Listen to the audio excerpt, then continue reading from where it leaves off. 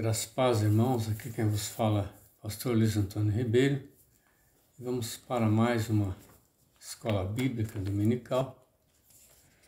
Dessa vez, Deus é Consolador, EBD 12, onde o autor vai usar o Evangelho de João 14 e 16, falando da pessoa do Espírito Santo, o Consolador.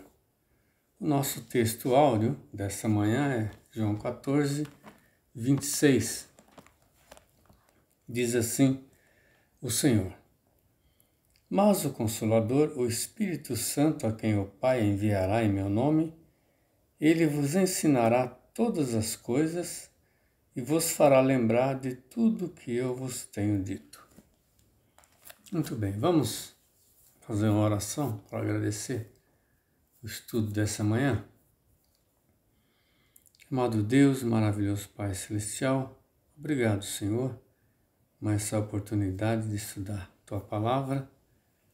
EBD, a Deus que fala do nosso Deus Consolador, na pessoa do Espírito Santo. Nos dê, ó Pai, entendimento, ó Deus, da Tua Palavra, para que nós possamos, ó Deus, aprendendo mais, ó Deus, aplicar no dia a dia da nossa vida e termos, ó Pai, dias melhores. Assim nós te agradecemos em nome de Jesus. Amém. Muito bem, amados irmãos, o autor então ele vai falar do Espírito Santo, onde Jesus promete para os discípulos que ele iria partir, mas que eles não deveriam ficar preocupados, tristes, sofrendo. Ele ia, mas iria deixar o Espírito Santo, aquele que consola, aquele que é o Paráclito. O autor aqui, citando William Barclay, ele cita aqui o Espírito Santo como um advogado, aquele que nos defende, como consultor, aquele que nos aconselha, nos orienta, ou como um motivador, né? Como aquele líder militar que caminha junto com a tropa, né? Então, essa é a figura do Espírito Santo. O Consolador, o Ajudador, o Paráclito, aquele que nos auxilia e dá todo o entendimento para nós a respeito da vontade de Jesus e da vontade do nosso Pai Celestial.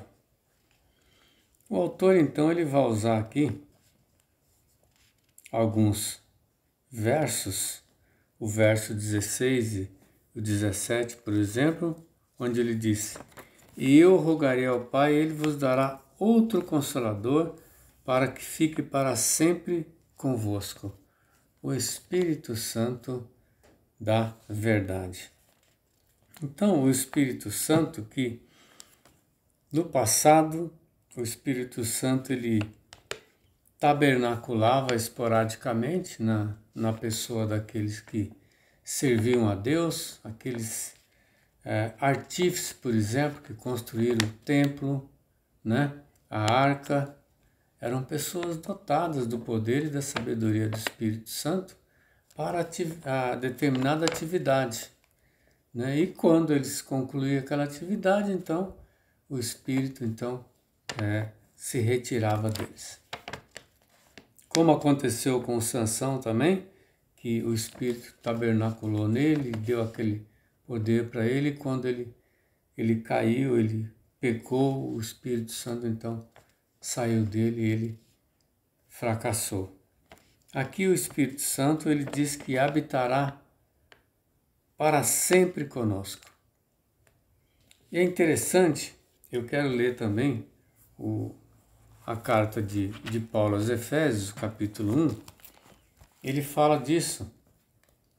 Capítulo 1, verso 13 diz: Nele também vós, tendo ouvido a palavra da verdade, o evangelho da vossa salvação, e nele também crido, fostes selados com o Espírito Santo da promessa, que é a garantia da nossa herança para a redenção da propriedade de Deus, para o louvor da sua glória. Então, esse Espírito Santo que o autor menciona é aquele Espírito Santo que habita na vida daquele que aceita Jesus como único Senhor e Salvador de sua vida. Quando nós confessamos Cristo como suficiente Senhor e Salvador de nossas vidas, nós então temos o Espírito Santo que vai habitar para todo sempre em nossa vida. E nós então somos o templo do Espírito Santo, que é o Espírito Santo da verdade, que vai nos guiar por toda a verdade, não é mesmo?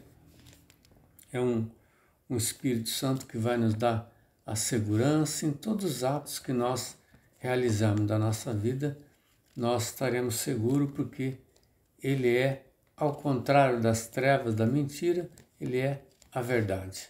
Imagina você tendo uma vida onde tudo que você fizer, você faz com a verdade, né? Na verdade.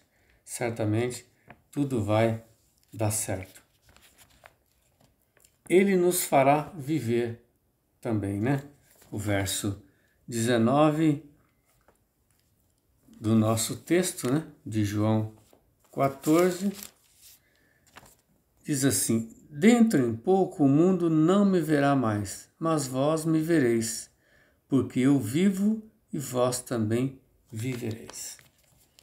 Então, através do Espírito Santo, nós temos a vida em Cristo. Então, Deus, né, envia seu filho tem que cumprir o plano, né, de ficar nesse mundo e depois ser crucificado, morto, sepultado e ressurreto, né, para que cumprisse o plano da salvação. E aí, então, quando ele parte, ele deixa esse Espírito que vai cuidar de nós, que vai nos dar vida em Cristo Jesus. Ele também dará plena comunhão com Deus. Plena comunhão com Deus. O Espírito, então, é aquela conexão entre o homem que tem Jesus e Deus. Porque Deus é Espírito, né? Ele mesmo, Jesus, quando conversou com a mulher samaritana, disse o quê? Deus é Espírito, e importa que seus adoradores o adorem em Espírito e em verdade. Então, como é que nós adoraríamos um Espírito? Como é que nós relacionaríamos com o Espírito se não fosse o Espírito Santo dando-nos todo o entendimento sobre o Pai Celestial, sobre Jesus, aonde Ele está hoje à direita do Pai? Então, o Espírito Santo, ele é como se fosse aquele intérprete, né? Aquele que vai transliterar o Deus Espírito para o nosso entendimento, para nós adorá-lo e para nós ter, então, a comunhão com Ele. Amém? Outro ponto que o autor traz aqui, ainda no capítulo 14, que o Consolador que nos capacita. O Consolador que nos capacita.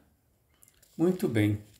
João 13, 35, o autor diz assim: nisto todos saberão que sois meus discípulos, se vos amardes uns aos outros. Então, o amor, como sempre, é a base no relacionamento cristão, onde nós temos que amar a Deus sobre todas as coisas e amar o próximo como a nós mesmos. E esse amor, ele deve expressar na vida daquele que se diz crente, que é um discípulo de Jesus. E esse amor também é algo que não vem de nós mesmos, é uma ação que nasce do Espírito Santo de Deus para a nossa vida. Se não for o Espírito, nós teríamos realmente dificuldade, seria impossível, né? O nosso coração brotar amor assim para Deus, né? E para o nosso próximo. Porque é o Espírito Santo que vai colocar isso no nosso coração, né? Nós temos esse amor através de Jesus, por termos confessado Ele como nosso Senhor e Salvador, mas o Espírito Santo é que vai confirmar isso na nossa vida e nós então transparecer no relacionamento com o nosso próximo, né? O mundo então, quando olhar em nós, eles vão perceber que existe uma marca, uma coisa diferente, que é esse amor, né? Que é esse amor que o mundo não tem. E isso é a ação do Espírito Santo que vai fazer com que nós testemunhamos esse amor para o nosso próximo e para as pessoas do mundo também, que vão poder enxergar isso em nós, né? É o Espírito Santo que tem esse poder para transmitir para nós esse amor, né? Mais que um sentimento, né? Ele é um sinal pelo qual nós somos conhecidos como discípulos de Jesus. Muito importante para a nossa vida isso daí. Outro tópico que o autor traz aqui, as ações do Consolador no crente. O texto, né, do verso 27 diz que, em diante, diz que ele nos ensinaria, né? Ele nos ensinaria, quer dizer, o Espírito vai ensinar toda a verdade que Jesus deixou como um legado para nós, que está nas Escrituras. Se nós lermos isso aqui literalmente como se estivesse lendo um livro ou uma poesia, é natural que a gente não vai entender, não vai conseguir entender espiritualmente o que está dizendo. Mas o Espírito Santo, ele passa para nós o entendimento espiritual de cada versículo da Bíblia, de cada contexto, né? Ele vai nos dar, inclusive, o entendimento de tirar isso de um período que foi escrito há 1000, 2000 anos atrás e contextualizar e trazer para os nossos dias, né? Para que nós entendamos. Até porque a fonte disso tudo é eterna, né? Há 2000 anos, hoje ou daqui a 2000 anos, para Deus é simplesmente um passado presente, né? Passado eterno, presente eterno e um futuro eterno. Então não importa, para Deus é a mesma coisa. Então, mas nós somos limitados em tempo e espaço. Então o Espírito vai interpretar e dar esse entendimento para nós espiritualmente em toda a verdade, toda o legado que Jesus deixou aqui nas Escrituras para o nosso entendimento, né? Então, e uma coisa que o autor coloca aqui que é interessante, né?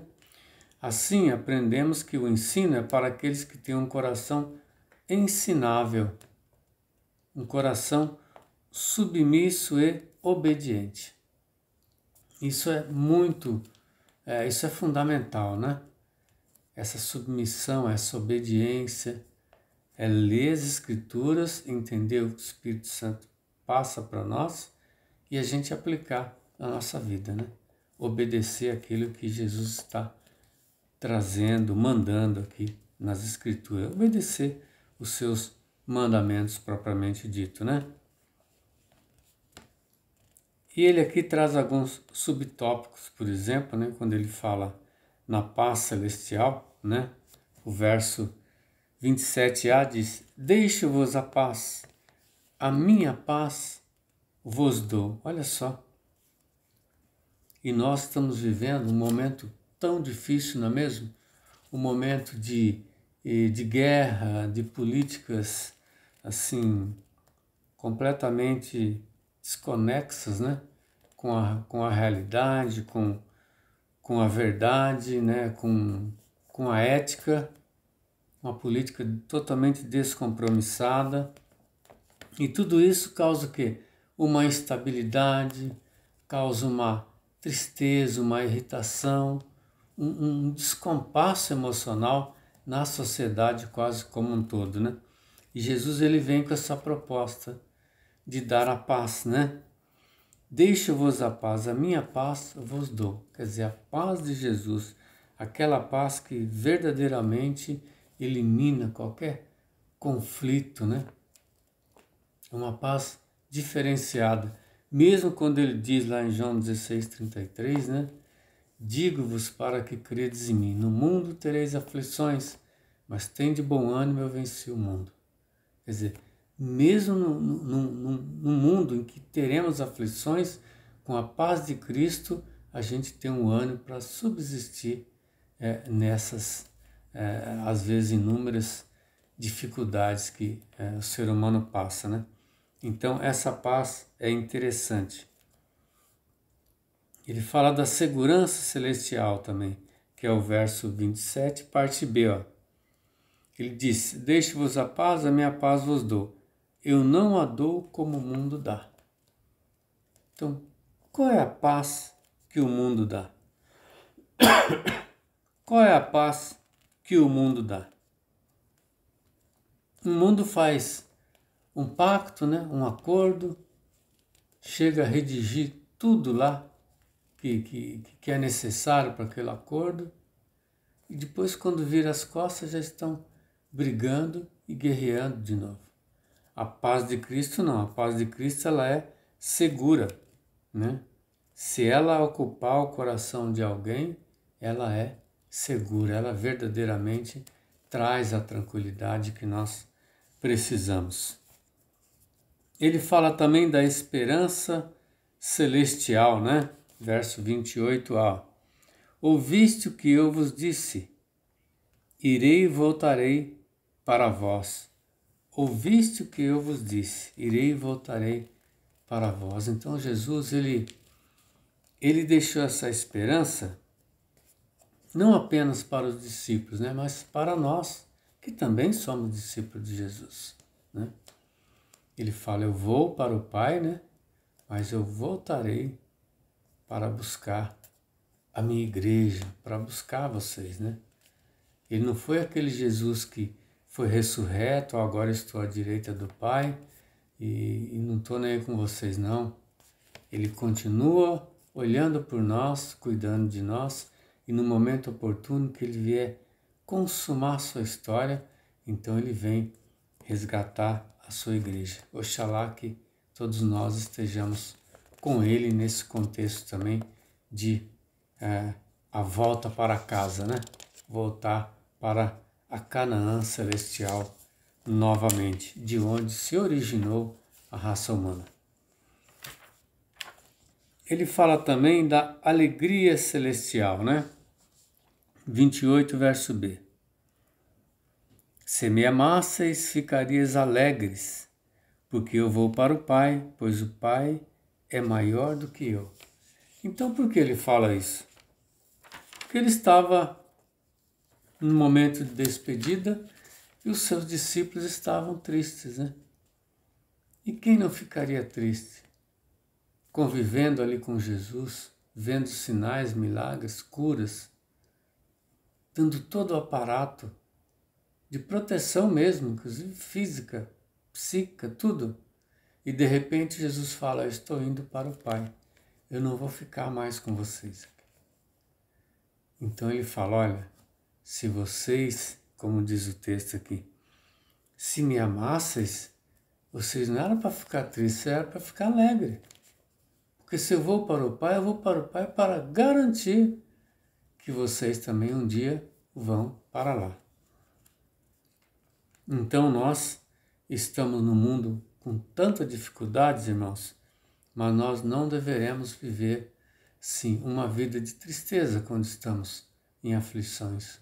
Nós temos que viver uma vida de alegria, porque nós temos esperança, nós sabemos para onde nós vamos, né? Então nós temos que nos apegar nisso aí, nessa esperança, nessa promessa que Jesus deixou para nós. Ele fala também da profecia celestial, verso 29, né? Eu vos digo isso agora, antes que aconteça, para que quando acontecer, possais crer. Então, é uma advertência de uma profecia, né? A profecia, ela sempre enfatiza a pessoalidade, os anseios, né? As conquistas. A profecia que aponta o céu é a melhor que tem. É a que revela Deus. Muitas profecias aconteceram, inclusive, na época de Jesus. Mas quando ele fala profecia celestial, ele está falando de uma promessa, né, para onde nós vamos quando partir desse mundo. Fala, olha, vocês ficam em paz, ficam tranquilos, eu vou partir, mas eu vou preparar um lugar para que vocês venham morar comigo também. Essa é a ideia, né? Identidade celestial. Verso 30, né? Diz assim: já não falarei muito convosco, que o príncipe deste mundo está chegando, e ele nada tem em comum comigo. Ele está se referindo a Judas, né? Que estava aproximando deles. Jesus, ele, na sua palavra, fala: o mundo jaz no maligno, né? Então não tem nada a ver com Jesus, né? Não tem nada a ver com Jesus. Jesus, quando ele fala de identidade celestial, ele está falando do céu mesmo, do céu. Quando Salomão escreveu Eclesiastes, né? Ele está sempre falando, né? Que nesse mundo tudo é vaidade. Tudo é vaidade, né? Debaixo do céu, debaixo do céu. Tudo que ele fala em uma conotação negativa debaixo do céu, ele está falando para que nós então entendamos que devemos olhar para o céu. Devemos esquecer esse mundo e olhar para o céu. Porque ele fala aqui é tudo vaidade, né? Temos que olhar para o céu. A identidade celestial é Cristo, né? No céu. Cristo que está ao lado direito do Pai. Depois ele vai falar assim do amor celestial também. 31a. Mas faço aquilo que o Pai me ordenou, para que o mundo saiba que eu amo o Pai. Então ele fala do amor celestial, o amor do céu, né? Que já falamos no começo, que requer comunhão, né? Requer submissão, requer obediência. Esse amor que o Espírito Santo ele inculca em nós. Quando nós aceitamos Jesus como único Senhor e Salvador, ele inculca isso em nós. É como se colocasse uma marca no nosso coração. E o crente, então, ele tem que ter essa marca desse amor celestial que manifesta já na nossa vida, né? Mas isso acontece como? Quando nós nos entregamos verdadeiramente para a fé. Porque nós podemos nos entregar no serviço do reino e ser cheio do Espírito. E possamos não falhar, né, na nossa entrega ou cometermos erros, pecados, infrações, e então esse Espírito se esvaziar, murchar. Então nós temos que nos entregar no reino, né, na fé, para que então nós possamos compreender bem e viver bem esse amor que ele fala celestial. E por último, nesse subtópico, ele diz atitude celestial. Atitude celestial. É como se nós, como peregrinos que somos, né, vivesse aqui, mas sempre com o pensamento no céu, com o desejo de estar no céu. E aí não é difícil a gente entender, né, o clamor do apóstolo Paulo para todos nós, né, lá em Colossenses 3, quando ele diz, olha, agora vocês que já morreram com Cristo, né, pensai nas coisas lá do alto, buscai as coisas lá do alto. E esse pensar e buscar tem que ser expresso em atitude, em desejo, né? Desejo de sair desse mundo e ir para o céu. Não que eu vou, né, dar cabo da minha vida, não é isso. Mas espiritualmente eu tenho que ter essa vontade, né? Esse desejo de estar lá. Não é isso? Por quê? Porque aqui não é o nosso lugar. Agora talvez isso nos dá um outro entendimento também. O entendimento da gente reconhecer que nós não devemos se apegar a esse mundo, porque isso vai passar. Nosso lugar é no céu. Agora o capítulo 16, ele fala a função do Consolador no mundo, né? A função do Consolador no mundo, ele fala, Jesus ofereceu a glória aos homens, mas também lhes ofereceu uma cruz. Os discípulos estavam tristes com a partida de Jesus, que lhes disse que isso era o melhor que lhes podia ocorrer, pois viria o Consolador. Então, se nós estamos limitados no tempo e no espaço, esse Consolador não está. Esse Consolador não está. Esse Consolador, ele pode entrar no nosso coração e na nossa mente. Aliás, ele habita, né? Nós somos o templo do Espírito. Ele habita em nós, então ele pode nos convencer de tudo, né? Como o texto fala aqui, ó. Quando ele vier, convencerá o mundo do pecado, da justiça e do juízo. Do pecado por não crer em mim, da justiça porque vou para o Pai e não me vereis mais, e do juízo porque o príncipe desse mundo já está condenado. Esse é o poder do Espírito que habita em nós.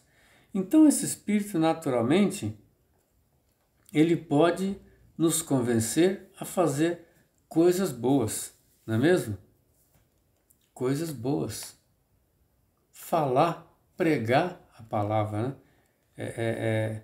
Como é que se diz? Viver o ID, para que nós possamos trazer novas almas para o corpo de Cristo também.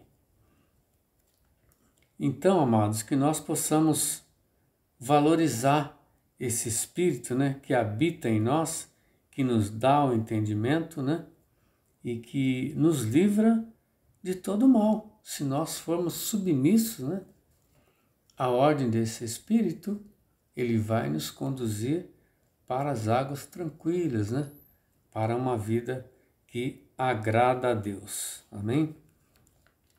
O autor também aqui traz um tópico, o Consolador e sua ação nos crentes, verso 8 a 14, né? Que eu acabei de ler, né? Que ele convence o homem, né? Do pecado, da justiça e do juízo. E o autor diz assim, é impossível uma vida cristã autêntica sem a presença real do Espírito. E é verdade. Como eu falei no começo, né? Nós só podemos entender o que é espiritual através do Espírito. Nós só vamos entender a Bíblia através do Espírito. A Bíblia é a palavra de Deus. Eu só vou entender o que Deus me fala, o mandamento de Deus, né, para mim, se o Espírito interpretar para mim. Se ele não fizer isso, eu não consigo entender. Haja visto que essas pessoas do mundo lê a Bíblia e vê algo assim cansativo, não consegue entender e acaba desistindo. Outros até leem de Gênesis a Apocalipse, como eles falam, né? Mas na leitura humana, para tentar ver erros, para tentar ver defeito, e ele então já entra com a mente encoberta e não consegue entender nada. Só o Espírito Santo vai realmente arejar a nossa mente, dar entendimento sobre Deus e o que Deus quer de nós. Só o Consolador. E ele diz, só ele pode nos conduzir a toda a verdade, né? Porque só ele que entende a vontade do Espírito. Não falará de si mesmo, mas dirá o que tiver ouvido, tá vendo? O Espírito, ele é fiel. Ele não diz nada dele. Ele diz aquilo que Jesus fala. Ele diz aquilo que o próprio Deus Pai fala. Ele é fiel. Então, ele é realmente aquele tradutor, aquele instrumento que repassa a vontade de Jesus para mim, para você, para nós. Amém? Anunciará as coisas que hão de vir, né? As coisas futuras, né? Que também nós não entendemos. É ele que entende, volto a dizer, porque ele não está limitado ao tempo, né? O que vai acontecer daqui a 100 anos para nós, para o Espírito é eterno. É um eterno futuro. Então, ele sabe tudo antes e depois do que nós imaginamos de tempo e espaço. Então, ele anuncia para nós o que vai acontecer. Ele glorificará a Jesus, né? Então, uma igreja que é cristocêntrica, né? É aquela igreja que tem o Espírito Santo no comando. E nós, com esse Espírito também, nós vamos ter uma vida que vamos glorificar o sacrifício que Jesus fez por nós. Receberá de Cristo e nos anunciará. Como eu falei no início, né? Que ele é fiel, né?